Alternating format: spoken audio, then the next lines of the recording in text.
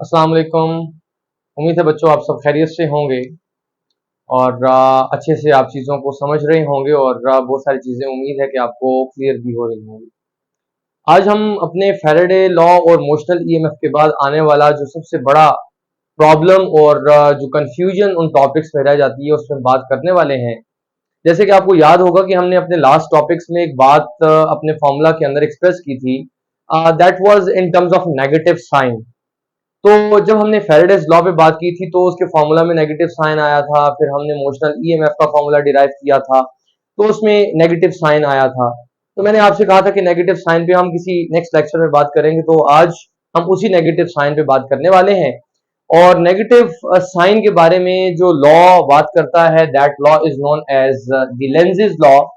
अब Lenz's law क्या कहता है? Basically Lenz's is the name of the scientist जिसने इस प्रॉब्लम को सॉर्ट आउट किया और मुतारिफ करवाया कि आखिर ऐसा क्या चल रहा है और इस प्रॉब्लम को अपने मैथमेटिकल एक्सप्रेशंस में कैसे रिप्रेजेंट करना चाहिए। तो फैराडे में बच्चों एक अपने एक्सपेरिमेंट के दौरान ऑब्जर्वेशन ली कि आपको याद होगा कि हमने दो कंडक्टिंग रेल्स के ऊपर एक रॉड को मूव करवाया था। तो फैराडे ने एक ऑब्जर्वेशन ली कि जब हम उस रॉड को दो रेल्स के ऊपर, लाइक कुछ इस तरह से हमारे पास अरेंजमेंट थी, तो अगर हम रॉड को मूव करवाते हैं राइट साइड पे या लेफ्ट साइड पर, तो थोड़ी देर के बाद एक ऐसा स्टेप भी आता है, एक ऐसी कंडीशन या ऐसा पॉइंट भी आता है कि जहां पर ये आकर रॉड जो है ये कुछ ऑपोजिशंस फेस करता है और ये हमारी अप्लाइड फोर्स के बावजूद आगे नहीं जाना चाहता, इसको ऑपोजिशन मिल रही होती है। तो ये क्या करता है, जैसे ही हम इसको वहां से रिलीज करते हैं, छोड़ते हैं, तो ये वापस आने की कोशिश करता है और जब हम इसको वापस ले आने के लिए मजीद मूव करवाते हैं तो दोबारा से इसमें एक ऑपोजिशन जनरेट होती है कि ये वापस भी मजीद नहीं जाना चाहता। तो ना ये ज्यादा आगे फॉरवर्ड जाना चाहता है, ना ये ज्यादा बैकवर्ड जाना चाहता है। दोनों मोशंस के दौरान इसके ऊपर एक ऑपोजिशन आती है जो इसकी मोशन को बेसिकली रोकना चाहती है। तो थोड़ी सी देर के लिए जरा अपने जहनों पे जोर लगाएं, प्रेशर दें कि आखिर ये ऑपोजिशन क्यों आ रही है। तो मेरे जहन में तो एक बात ये आती है बच्चों कि इस मोशन को रोकने की वजह एक यही समझ में आती है कि मजीद चेंज ऑफ मैग्नेटिक फ्लक्स ना आए। अब जब मजीद चेंज ऑफ मैग्नेटिक फ्लक्स नहीं आएगा तो इसका मतलब ये हुआ कि इंडक्शन नहीं होगी, इंड्यूस्ड ईएमएफ नहीं बनेगा और फिर हमें इंड्यूस करंट भी नहीं मिलेगा। इसका मतलब ये हुआ कि ये जो ऑपोजिशन है ये चाहती है कि मजीद इंडक्शन ना हो। बट सवाल ये होता है, ये हमारे जहनों में सवाल आता है कि ऑपोजिशन आई कैसे? ये शुरू में नहीं थी, ये ऑपोजिशन बाद में क्यों आई? तो इसका जवाब ये है कि देखिए, जब हमने इस रॉड को दो रेल्स के ऊपर चलाने शुरू किया तो इंड्यूस्ड ईएमएफ की वजह से इस रॉड में इंड्यूस्ड करंट बना। वो इंड्यूस्ड करंट क्या करेगा, अपने साथ अपनी मैग्नेटिक फील्ड लेकर आएगा, क्योंकि हमें मालूम है कि जब किसी करंट कैरिंग कंडक्टर की हम बात करते हैं तो उस करंट कैरिंग कंडक्टर की सराउंडिंग में मैग्नेटिक फील्ड भी होती है। तो बच्चों, जब हमने इसको मूव करवाया तो जहां चेंज ऑफ मैग्नेटिक फ्लक्स की वजह से इसमें करंट बना, करंट की फॉर्मेशन हुई और करंट चला, तो उस करंट की वजह से इसकी सराउंडिंग में मैग्नेटिक फील्ड बनी। अब ये मैग्नेटिक फील्ड, जो एक्सटर्नल मैग्नेटिक फील्ड हमने सिस्टम को प्रोवाइड कर रखी थी, उस मैग्नेटिक फील्ड के साथ क्या कर रही है, इंटरेक्ट कर रही है और उस इंटरेक्शन में से क्या मिलती है, ऑपोजिशन मिलती है। और ये मैग्नेटिक फील्ड क्या करती है, इसी कंडक्टिंग रॉड को रोकने की कोशिश करती है ताकि इस रॉड की मोशन की वजह से further change of magnetic flux ना आए। जब चेंज ऑफ मैग्नेटिक फ्लक्स नहीं आएगा, इंडक्शन नहीं होगी और मजीद इंड्यूस करंट की फॉर्मेशन जो हो रही थी इस रॉड में वो नहीं होगी। तो ये जो ऑपोजिशन आ रही है, that opposition is basically known as the Lenz's law. और इस लेंजेस लॉ की जो ऑपोजिशन हमने यहां पर बात की, इसको किसी फॉर्मूला के अंदर हम एक्सप्रेस करते हैं विद द नेगेटिव साइन। तो सबसे पहले बच्चों, यहां अगर मैं इसको डिफाइन करूं तो डेफिनेशन कोई ऐसी होगी, the opposition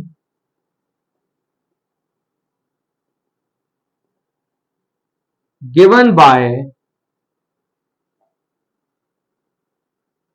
the induced EMF to oppose या to stop the change in magnetic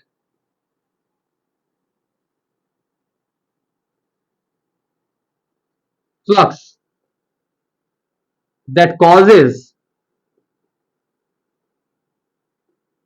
induced current। क्या हमने देखा कि जो ऑपोजिशन है, ऑपोजिशन कौन दे रहा है? इंड्यूस्ड ईएमएफ और उससे आने वाला जो इंड्यूस्ड करंट है, वो इंड्यूस्ड ईएमएफ या इंड्यूस्ड करंट क्या चाहते हैं कि वो रोक दें, स्टॉप कर दें दी चेंज इन मैग्नेटिक फ्लक्स के चेंज को, ताकि उससे क्या हो, मजीद हमारे पास जो इंडक्शन का फिनोमिनन है वो ना हो, मजीद इंडक्शन रुक जाए, मजीद इंड्यूस्ड ईएमएफ या इंड्यूस्ड करंट ना बन सके। तो यहां एक छोटी सी डायग्राम में इस बात को समझते हैं। मेरे पास सपोज करें कि बच्चों एक सर्कुलर कॉइल है और इस कॉइल को हम किसी गैल्वेनोमीटर के साथ कनेक्ट कर देते हैं और इसके करीब एक बार मैग्नेट ले आते हैं। ये आ गया नॉर्थ और ये आ गया इसका साउथ। अब अगर ये मैग्नेट यहां पर रुका भी रहे तो बच्चों कुछ ना कुछ तो मैग्नेटिक फील्ड लाइंस जो हैं इस के क्रॉस सेक्शन से गुजर रही होंगी, और कुछ मैग्नेटिक फील्ड लाइंस ऐसी हैं जो इसके रुके रहने की वजह से फिलहाल इससे नहीं गुजर पा रही होंगी। तो हम क्या करते हैं, इस रॉड को मूव करवाते हैं, इस रॉड को मूव करवाते हैं टुवर्ड द कंडक्टिंग कॉइल और loop that is connected with the galvanometer. अब जब हम इस मैग्नेट को इस कॉइल के करीब बच्चों लेकर जाएंगे तो क्या ख्याल है, नंबर ऑफ फील्ड लाइंस का इंक्रीज नहीं आएगा? इंक्रीज आने का मतलब यह हुआ कि यहां से चेंज ऑफ मैग्नेटिक फ्लक्स आएगा। तो जब इस कॉइल से चेंज ऑफ मैग्नेटिक फ्लक्स आएगा तो इसमें इंड्यूस्ड ईएमएफ आएगा और इंड्यूस्ड ईएमएफ अपने साथ इंड्यूस्ड करंट भी लेके आएगा। अब यहां आने वाला जो बच्चों करंट होगा वो करंट कुछ ऐसा होगा कि उस करंट की वजह से उसकी भी मैग्नेटिक फील्ड बननी है, उस करंट की मैग्नेटिक फील्ड का यहां बनेगा नॉर्थ और यहां बनेगा साउथ। अब नॉर्थ के सामने नॉर्थ दिखाया क्योंकि ऑपोजिशन को शो करना है। तो अब क्या करेंगे कि जब हम इसको करीब लेके आ रहे होंगे तो यहां उस मैग्नेटिक फील्ड की वजह से नॉर्थ बन चुका होगा, तो ये नॉर्थ यहां से आए हुए नॉर्थ पोल को क्या करेगा, अपोज करेगा, इसकी मोशन को रोकेगा। इस मोशन के रुकने से क्या होगा कि मैं इसको करीब लेके जाना चाहता हूं बट ये मैग्नेट नहीं जाना चाहता है, जिससे क्या होगा बच्चों कि यहां इस ऑपोजिशन की वजह से मेरे पास जो इंड्यूस्ड ईएमएफ या इंड्यूस्ड करंट वहां बन रहा था उसकी फॉर्मेशन कम होने की कोशिश करेगी, वो रुकेगी, क्योंकि यहां आने वाली मैग्नेटिक फील्ड ने इसको क्या किया, अपोज किया।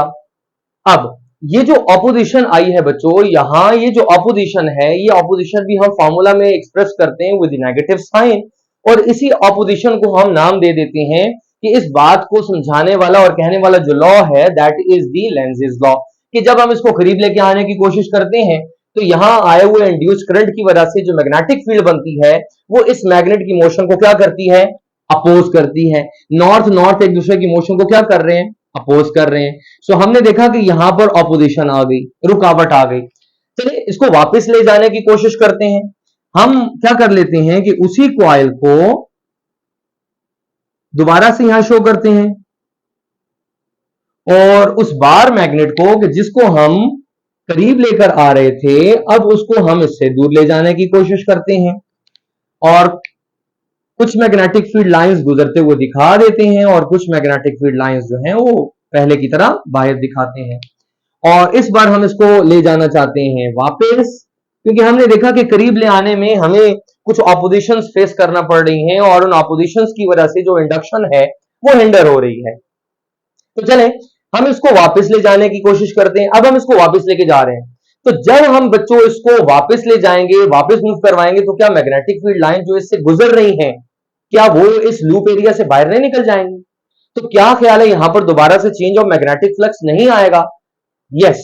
तो अब क्या हुआ बच्चों, जैसे पहले भी चेंज ऑफ मैग्नेटिक फ्लक्स आया था but that was the increasing magnetic flux, but इस वक्त क्या हो रहा है कि जब आप इसको मूव करवाएंगे अवे फ्रॉम द कॉइल तो मैग्नेटिक फ्लक्स का चेंज आएगा but that will be the decreasing magnetic flux, क्योंकि अब मैग्नेटिक फ्लक्स में हमारे पास चेंज तो आ रहा है बट जो फ्लक्स है, जो फील्ड लाइंस है उसकी तादाद कम होने जा रही है, फील्ड लाइंस कम हो रही हैं। तो हमारे पास चेंज ऑफ मैग्नेटिक फ्लक्स तो आया बच्चों, बट इस वक्त यहां आने वाला जो इंड्यूस्ड करंट होगा वो पहले वाले करंट के मुकाबले में ऑपोजिट होगा।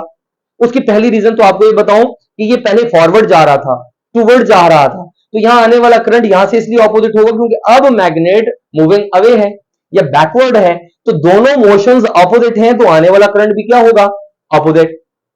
और दूसरी चीज हमारे जहनों में लेंजेस लॉ है कि दोनों मोशंस के दौरान ऑपोजिशन तो मिलनी है, तो वहां वाले करंट अगर यहां नॉर्थ बनाया था तो बच्चों यहां ऑपोजिशन दिखाने के लिए बनना चाहिए साउथ। तो जरा देखते हैं, हमारे पास साउथ होगा तो क्या होगा, क्योंकि इस वक्त हम इसको लेके जा रहे हैं मूविंग अवे।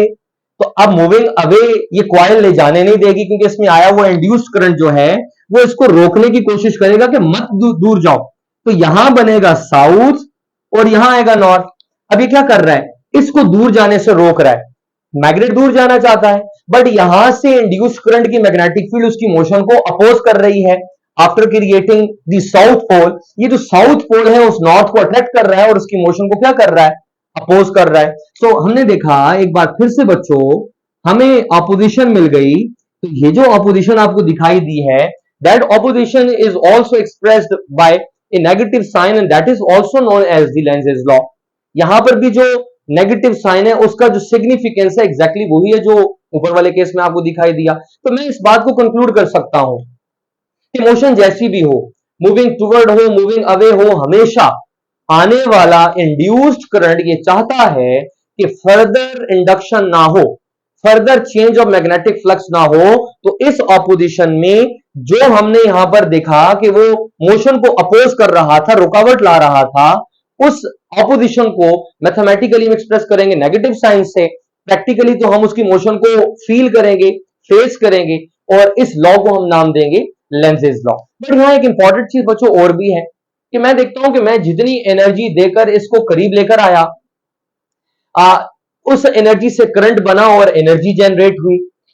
मैं देखता हूं कि जितनी एनर्जी से मैं करीब लाया और उस एनर्जी के कुछ हिस्से से यहां पर इलेक्ट्रिकल एनर्जी बनी, उतनी ही एनर्जी मुझे वापस मिल जाती है कि जब मैं इसको मूव करता हूं बैकवर्ड। मैं जितनी एनर्जी से इसको वापस लेके जा रहा हूं उतनी एनर्जी से वापस इसके अंदर इंडक्शन होता है और उतना ही इंड्यूस करंट बनता है। तो ले आने में जितनी एनर्जी कन्वर्ट हुई mechanical energy into the electrical energy, उतनी इलेक्ट्रिकल एनर्जी वापस हमें मिल जाएगी मैकेनिकल एनर्जी में जो अपोजिशन आ रही है, क्योंकि यहां से जो पुश मिल रहा है, अपोजिशन मिल रही है, उसकी वजह से मैग्नेट ने वापस जाना है। तो जो मैकेनिकल एनर्जी कन्वर्ट हुई थी इलेक्ट्रिकल में, और इलेक्ट्रिकल एनर्जी की वजह से जो ऑपोजिशन आई थी और उस ऑपोजिशन की वजह से ये मैग्नेट वापस गया था, इसमें टोटल एनर्जी जो मुझे नजर आती है वो रिमेन दी सेम है। मैं ये कह सकता हूं मैंने यहां पर 12 जॉल एनर्जी दी थी, जिससे यहां पर 12 जॉल मेरे पास इलेक्ट्रिकल एनर्जी बन गई। उसी 12 जॉल इलेक्ट्रिकल एनर्जी ने ऑपोजिशन दी और उस मैग्नेट को क्या किया, मूव बैक करवाया, इसको वापस करवा दिया। तो वो एनर्जी वापस इलेक्ट्रिकल बन गई, किसमें, मैकेनिकल एनर्जी में। तो मैं यहां एक स्टेटमेंट देने वाला हूं कि Lenz's law is basically the manifestation of the law of conservation of energy. ये law of conservation of energy की एनालॉगस स्टेटमेंट है। बिल्कुल ऐसा ही है जैसे कि law of conservation of energy में बच्चों हम कहते हैं कि एनर्जी तब्दील तो हो जाती है लेकिन एनर्जी का चेंज नहीं आता है, एनर्जी को हम डिस्ट्रॉय या क्रिएट नहीं कर सकते। तो एग्जैक्टली वही हुआ, जो एनर्जी मैं लेकर आया था मैकेनिकल और मैंने जो कन्वर्ट की थी इलेक्ट्रिकल एनर्जी, मुझे उस ऑपोजिशन की वजह से दोबारा इलेक्ट्रिकल एनर्जी उतनी मैकेनिकल में मिल जाती है। सो यहां हमने देखा कि ऑपोजिशन के साथ साथ जो लेंजेस लॉ है उसमें खूबसूरती ये है कि ये law of conservation of energy को भी फॉलो करता है। So we can say that Lenz's law जो है is the manifestation of the law of the conservation of energy।